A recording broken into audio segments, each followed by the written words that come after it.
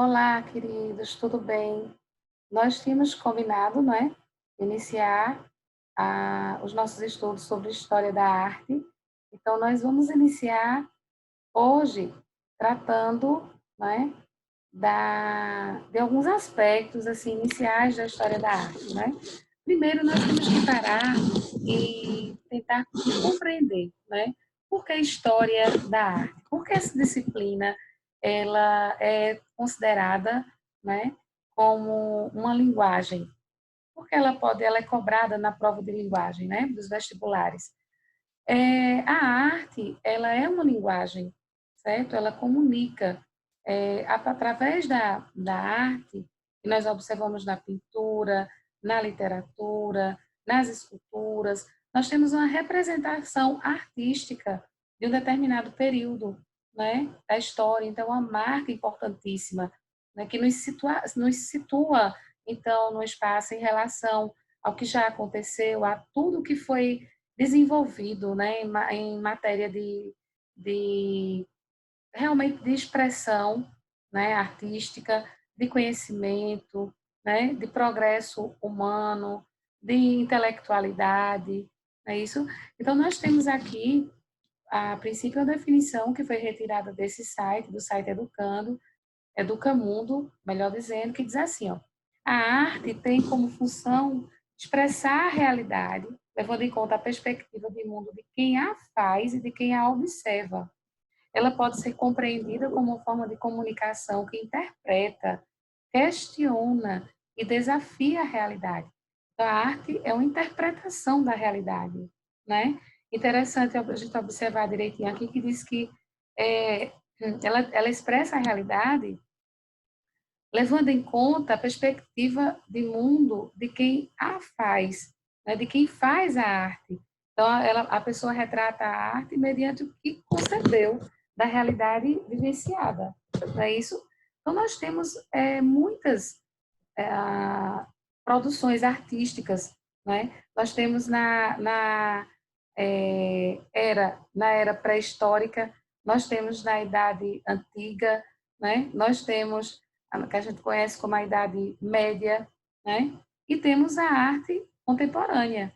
Agora, vamos observar, assim, a princípio, uma obra de arte lindíssima do Renascimento Pleno. Não vamos entrar em detalhe, né, sobre o que foi o Renascimento Pleno, não vamos nos aprofundar nesse aspecto, porque nós vamos começar realmente vendo desde o início, né? Mas, a princípio, eu gostaria que vocês vislumbrassem, assim, observassem esse monumento. Esse monumento, a Pietà, de Michelangelo, né? Que fica na Basílica de São Pietro, no Vaticano. Você observa aqui a riqueza de detalhes, né, do artista, veja a percepção dele na questão da representação de Maria, né? Observe a singularidade do rosto, ainda jovem, né? A intenção dele era colocar Maria como alguém incorruptível, né?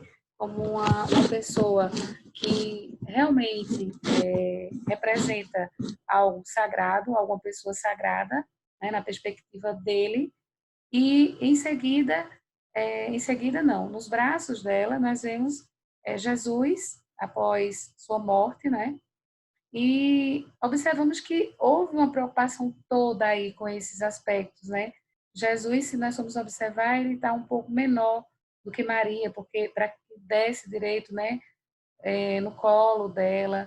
Então, a gente sabe que essa arte aí é uma arte muito peculiar, né, chamada, então, ó, do Renascimento Pleno. Nós vamos observar detalhes posteriormente, mas o que, é que a gente quer demonstrar aqui? Essa escultura ela é em mármore. Veja a delicadeza, né? A singularidade dos detalhes, né? Ou quando você observa expressões faciais, quando você observa a questão de métrica, né? E tudo mais.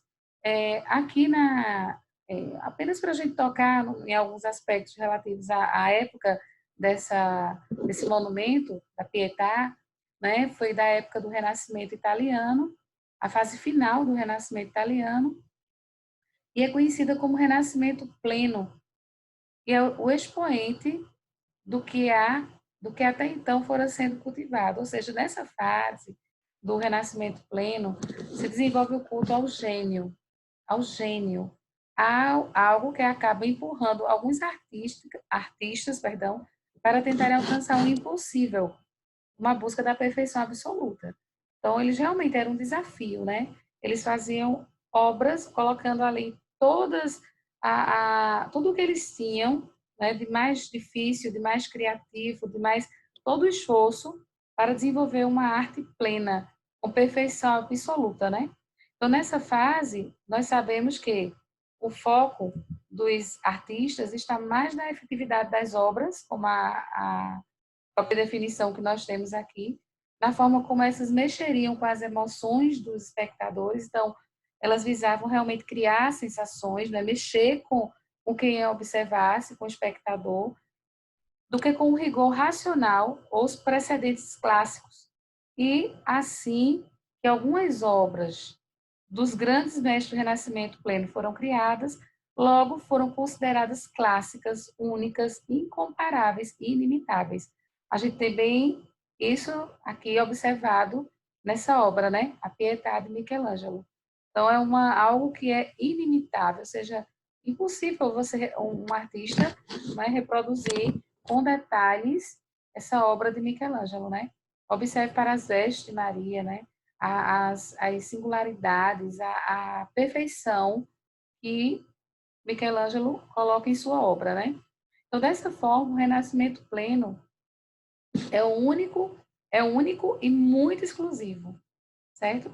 É influenciado por um herdeiro, né, do proto-renascimento e, apesar de influenciar a arte posterior, a gente tem aqui, por exemplo, na definição desse site, né, Cultura Genial, ele diz que foi um casulo sem metamorfose, ou seja, foi algo que ficou na história como único, singular, né? Um casulo que não sofreu metamorfose, não teve como realmente alguém imitar essa obra, né?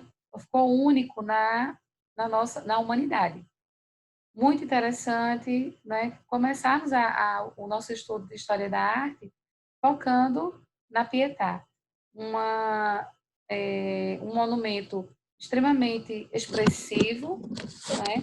Com muito a nos dizer, porque o que nós estamos falando aqui é breve, é primário, nós vamos aprofundar claramente e posteriormente os estudos dessa época do Renascimento pleno, mas eu gostaria, a princípio, que vocês pensassem, né, um pouco na importância da comunicação da história da arte, certo? Como essa linguagem ela é, de fato, assim, interessantíssima para que a gente tenha noção da época em que viveram os artistas, né? E como essa produção artística ela vem a nos enriquecer, a nos informar, né?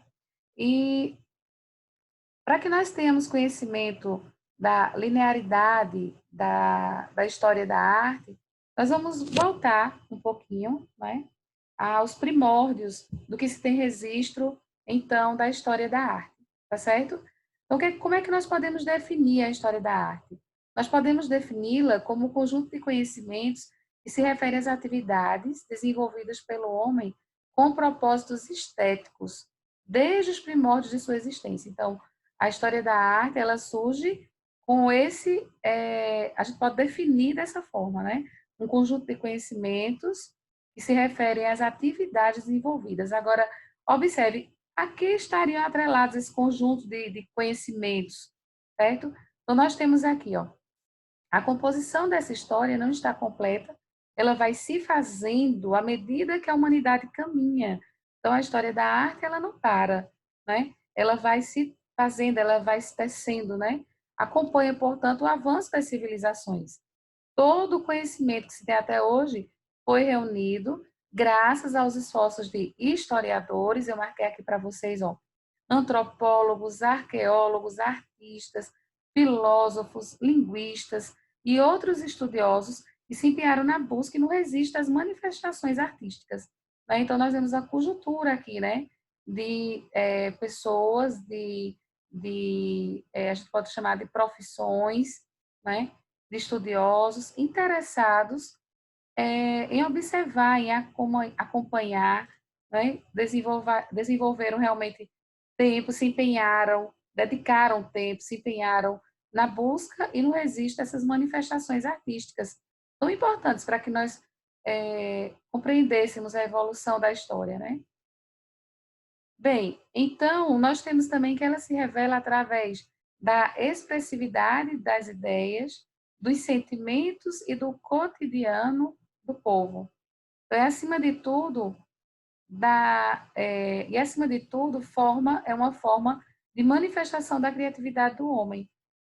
Para melhor compreensão da história da arte, nós vamos compreendê-la nos períodos, né?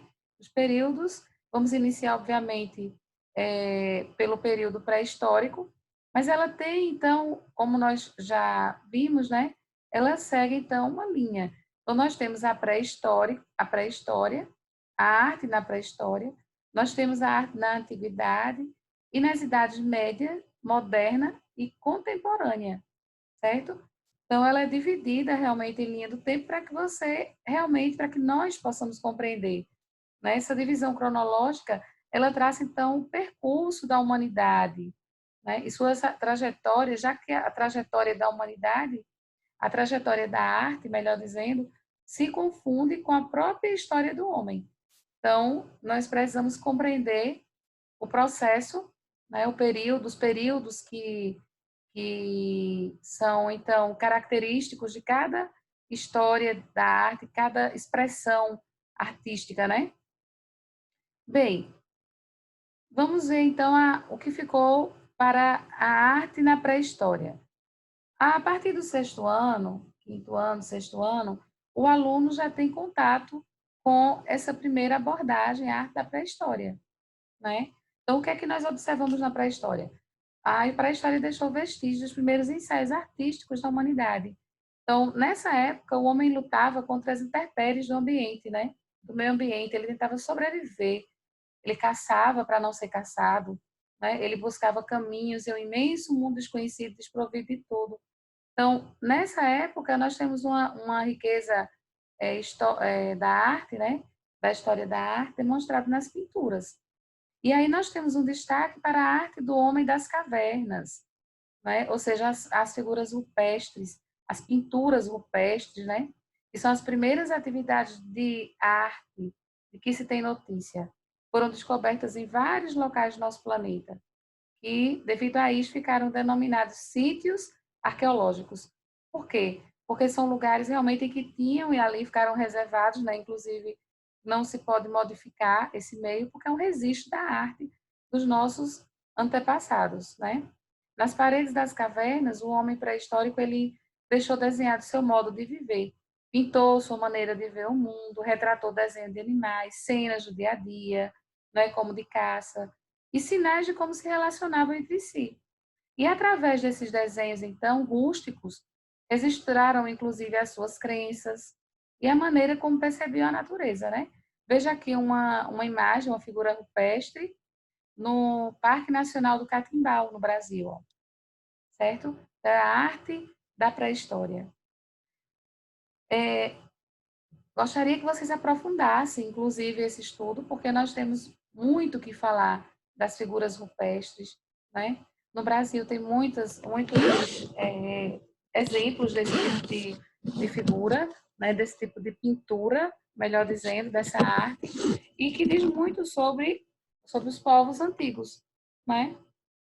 Bem, em seguida, nós temos na linha do tempo, obviamente seguindo a historicidade, nós temos a arte na antiguidade. Então, a Idade Antiga já foi marcada por uma grande evolução, que é a descoberta da escrita. Então, nós vamos ver isso claramente nos egípcios, né? Eles foram influenciados pela escrita, usaram muitos símbolos nas suas artes, sinais, hieróglifos, né? Se tornaram, então, destaque na arte desse povo. As suas habilidades foram manifestadas através dos túmulos dos faraós, conhecidíssimos até hoje, né? Estátuas de divindades e outros artefatos. Eles tiveram uma produção artística enorme, os egípcios, né? Aqui nós temos uma estátua, tá vendo? Estátua é uma das representações da arte egípcia. E nós observamos aqui estátua, por exemplo, observamos algumas cores que eram muito usadas por eles, né? O vermelho, o azul, o amarelo, certo? E eram todas cores, os corantes, né? Utilizados eram naturais, obviamente. É bem interessante porque tem várias questões, inclusive, já caíram, né, em concurso falando sobre as cores, né, perguntando sobre as cores, se eles usavam cor. Tem uma questão, inclusive, que eu vi recentemente, abordando as tonalidades que eles usavam, né, e se eles usavam degradê em suas obras, se eles misturavam cores em sua produção artística, né, suas estátuas, etc. Então, é interessante a gente aprofundar o conhecimento sobre isso aqui também, tá certo? Os gregos. Os gregos demonstraram sua aptidão por meio de pinturas. Os monumentos também são grandes destaques das obras gregas, as edificações, que tinham como principal referência o homem, que era considerado para eles o centro da perfeição. É bem interessante, né, observarmos os estudos dos gregos, tá? As concepções, porque o que é que nós estamos observando aqui? Que a cultura, né, os ideais, a forma de ver o mundo, obviamente, foram fatores imprescindíveis na produção artística, né? Observamos aqui, por exemplo, na arquitetura grega, eu separei para vocês aqui, o aspecto exterior do Panteão de Atenas, a capital da Grécia. O que é que nós temos aqui, então? Nós temos isso aqui é um templo, né? Os grandes templos erguidos pelos gregos tinham o propósito de prestar culto aos seus deuses. E uma das características dessa produção artística, dessa construção desses templos, desses grandes templos, é a utilização das colunas e a simetria entre a entrada e os fundos do templo. Então, eles se preocupavam muito com a forma, né? Com a simetria. Muitas pessoas, a Grécia é conhecida por essas obras, né? Até hoje, atrai muitos turistas, né, para observarem ruínas. É, então, assim, vale a pena aprofundar o conhecimento sobre essa época, com certeza. Continuando, nós temos, então, as atividades artísticas romanas desta época, impactaram a arquitetura através de célebres construções. Expressou-se também por meio da arte paleocristã, que baseava-se nos ensinos de Cristo, nos ensinamentos de Cristo, e através da arte bizantina. Então, vamos ver, né? As atividades romanas dessa época, da Idade Antiga, impactaram a arquitetura, né? E aí nós temos a arte bizantina também. A arte paleocristã, que se baseava nos ensinos de Cristo, e através da arte bizantina. Agora, o que seria então essa arte bizantina? Bem, eu coloquei um exemplo aqui da arte bizantina. Aqui é o encontro, né, de Jesus com a samaritana. Os judeus não falavam, não tinham tratos com os samaritanos, mas aqui é uma passagem da Bíblia bem interessante.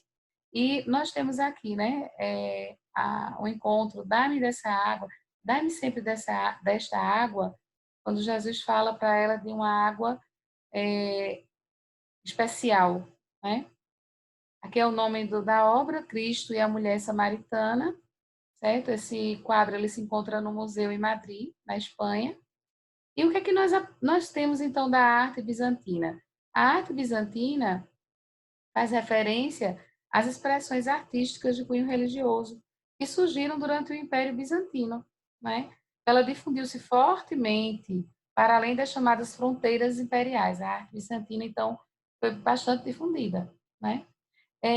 Viram até aqui que a história está, obviamente, atrelada, né? À produção artística, como nós temos aqui nessa obra lindíssima, né? Nessa arte bizantina, vemos que a concepção de homem, de, do homem como centro da perfeição, né? Que os gregos tinham influenciou na sua obra, né? No seu cuidado com a simetria. Nós vimos também que a descoberta, os egípcios destacaram muito, né? Muito na arquitetura, na construção das estátuas de divindades, né?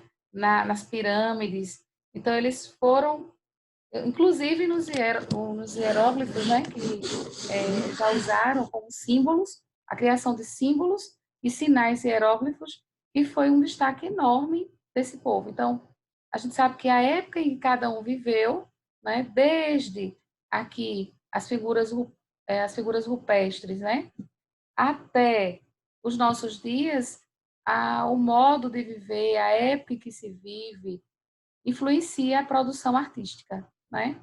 Então, vamos observar agora, para a gente, a princípio, né?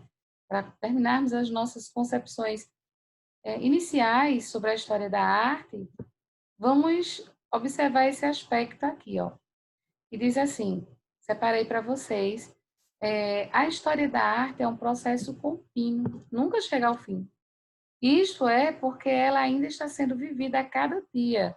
Então, isto acontece porque ela é vivida a todo dia, né? Nós temos, então a oportunidade de produzir arte, de deixar a nossa marca, né? E cada nova ideia, manifesto ou expressão artística que surge é mais um ponto a acrescentar em sua escrita, né? Então, é muito interessante essa perspectiva que nós temos aqui da história da arte, certo? Bem, mas aí eu separei para nós considerarmos duas questões do Enem. Deixa eu ver se a segunda é do Enem. Não, a segunda não é do Enem, mas é uma questão também do vestibular, né? Universidade Federal também. Mas aqui nós temos o seguinte: nós temos um texto interessante, um texto muito bom para a gente considerar, inclusive falando, né? É uma mostra baseada, ó, retirada da mostra do Redescobrimento, Arqueologia, São Paulo, Fundação Bienal de São Paulo. Sempre leia as referências, né? Muito, muito importante. Associação Brasil 500 anos, Artes Visuais 2000. Vamos iniciar então a leitura do texto, que diz assim: ao se apossarem do novo território, os europeus ignoraram um universo de antiga sabedoria, povoado por homens e bem unidos por um sistema integrado. A recusa em se inteirar dos valores culturais dos primeiros habitantes levou-os a uma descrição simplista desses grupos e a sua sucessiva destruição. Na verdade, não existe, veja o que ele afirma, na verdade, não existe uma distinção entre a nossa arte e aquela produzida por povos tecnicamente menos desenvolvidos. As duas manifestações devem ser encaradas como expressões diferentes dos modos de sentir e pensar das várias sociedades, mas também como equivalentes por resultarem de impulsos humanos comuns. Então, antes de nós vermos a questão, né, isso aqui é grifo meu, tá? Eu que destaquei isso aqui. Ele diz assim, a questão não veio destacada aqui, não.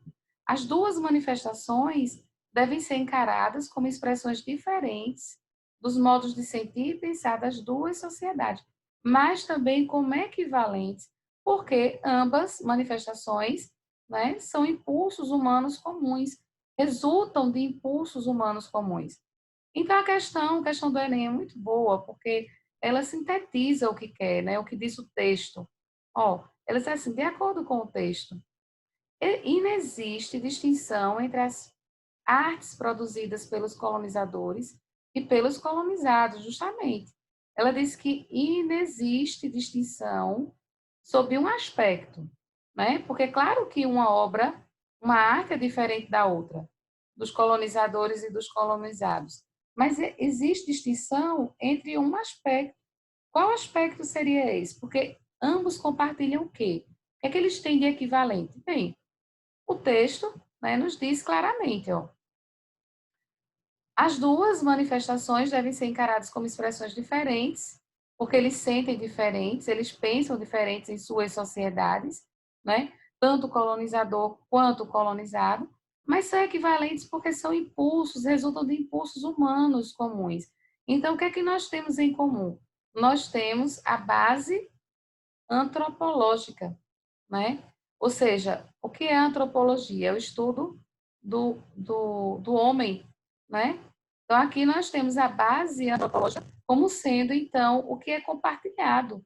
A produção artística ali é uma representação do que resulta dos impulsos do homem, né? Aí aqui pergunta, o que é que inexiste? Qual é o que inexiste distinção entre as artes produzidas pelos colonizadores e pelos colonizados? Onde inexiste é nesse aspecto, mas nesses outros aspectos existe, certo?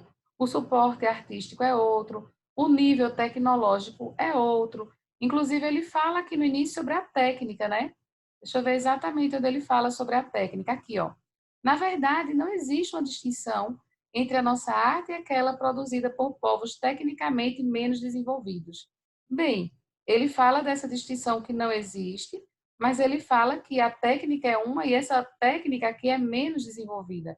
Então, com certeza, aí existe uma diferença tecnológica. O nível de tecnologia é outro, né? A estética, a concepção estética é outra, obviamente, porque são povos diferentes, e o referencial temático também, porque o colonizado vai tratar de um tema, o colonizador não vai tratar de aspectos relativos aos povos colonizados, né? É tanto que ele diz aqui, ó, os europeus ignoravam o universo de sabedoria antiga, povoado por homens e bens unidos por um sistema integrado. Ou seja, eles já tinham, então, a sua cultura, a sua produção de arte, né?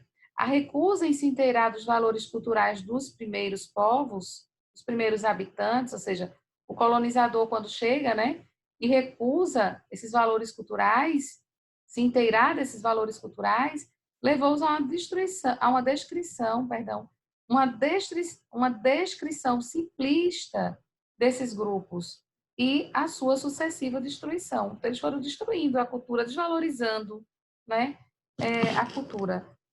Aí, então, se diz, né, que não existe uma distinção entre a arte ou aquela no que se diz respeito ao valor, né? Eles de nossa arte e aquela produzida por povos tecnicamente menos desenvolvidos. Claro que quando ele fala de técnica, de estética, de tema, há diferença. Quando ele diz aqui que não existe uma distinção, ele está já começando a argumentar, a tratar dessa questão do que resulta, né? De onde a arte resulta, aquela manifestação artística dos colonizadores, né? Essa dos colonizados, né? Todas são fruto dos impulsos humanos, do interesse, né? Da concepção de vida de cada um, certo? Então, muito bom esse texto, uma avaliação tranquila, uma boa leitura daria para responder esse texto, né? Sem problema algum. Agora, vamos para essa questão excelente da Universidade Federal, que diz assim: sobre a arte egípcia é incorreto. Veja, ele quer o incorreto, tá? O que é errado em relação a esse texto, a essa questão, né? Então, nós temos aqui 4 alternativas corretas e uma errada. Bem, a princípio, ele diz assim: as grandes manifestações da arquitetura egípcia foram os magníficos templos religiosos, as pirâmides, os hipogeus e as mastabas. Com certeza, né?